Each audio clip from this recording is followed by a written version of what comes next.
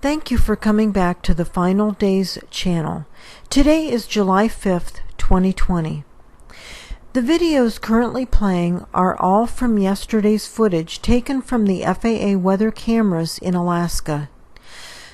I want to apologize for such a long delay since my last video, but my boss, the King of Kings and the Lord of Lords, has not been prompting me to make as many videos anymore.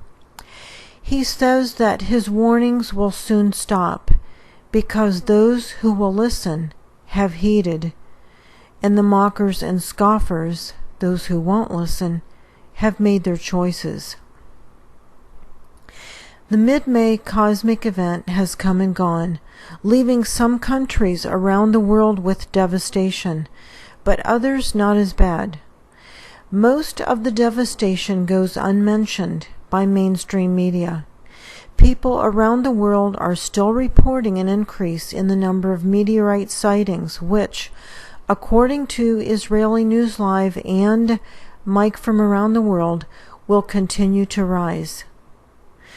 The reason for this video today is to describe to you a vision that God gave me a few days ago while I was having communion with Him, which I often do in the mornings.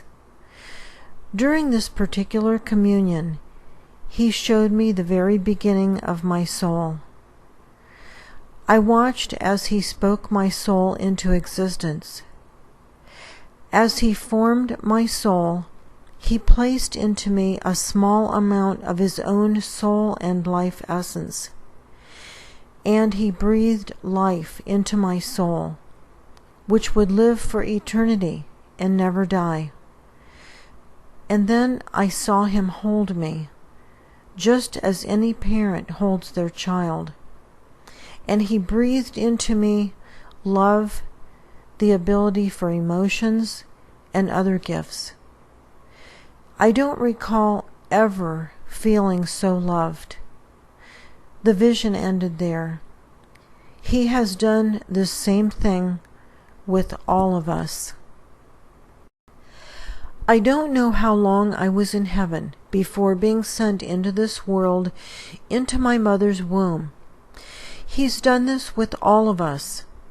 Our memories of our real home in heaven have been blocked from our earthly brains because we were sent here to apply our own free will to eventually choose to love the Father who created us and to live our lives according to that love. He sent us here with His guidebook, the Holy Bible, for instructions on how we should live. The real you is an eternal soul and not that temporary body you see when you look in the mirror. He sent us here to develop our souls and to learn hard lessons that we couldn't learn in a perfect place like heaven. We are here to learn how to share and to learn how to give. We were sent here to learn how to love others and how to forgive. We are here to learn how to overcome a sinful nature and a sinful environment. We are here to learn how to overcome selfishness, grief, loss, sadness, loneliness, despair, anger. It is here that we learn to control ourselves in the face of adversity, disappointment, disgust, unfairness, rejection, and harshness. We must learn to develop compassion for others. It is paramount that we learn not to follow the crowd, but to follow our eternal Father and His written word. We must learn to listen for His voice and obey. We must learn how to live and walk in holiness. A link in the description box below discusses what holiness is and how to achieve it. Those of us who have chosen to love the Father who created us and to live according to that love will be allowed to return back to our home in heaven for eternity. Those who have not chosen the Father's love will spend eternity in hell and will never be permitted to return to their homes in heaven. This short, temporary life is where we choose our eternity. This is the only reason you are here in your temporary flesh body. The Father goes by several different names: Heavenly Father, Jesus, the Ancient of Days, Christ, Jehovah, Yahweh, Yeshua. Those are names for the same loving God. Many people believe that all good people automatically go to heaven. This is a lie from the demonic realm. Heaven is only available to those who have accepted Jesus into their hearts and lives. People often ask, why wouldn't a good person, go to heaven? Bill Weiss gives a great analogy of why being good doesn't get a person into heaven. Let's say you walk up to the door of the finest house in the country. You knock on the door. When the owner opens the door, you say, "I'm a good person. I'm moving in." The house owner says, "I don't know you. Go away." It's the same with heaven. You can't just live your whole life without loving and obeying Christ and His teachings, and then one day go knocking on heaven's door expecting to enter. Living for Christ is much more than holding an opinion that He is God and that He died on a cross. Even the demons believe that. You must make Him the center of your life.